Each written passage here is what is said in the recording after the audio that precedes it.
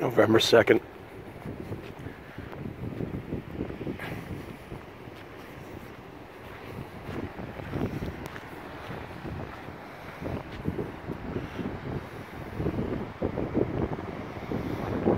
Surf is perfect.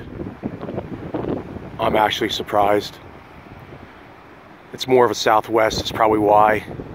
Not even stained, clean and green, nice white water, very light southwest, not light, but medium southwest wind, whatever. And, you know, there's no rain hitting the camera here, so like I said, it's minimal precipitation or rain at best. So anyway, this is November 2nd, 2018.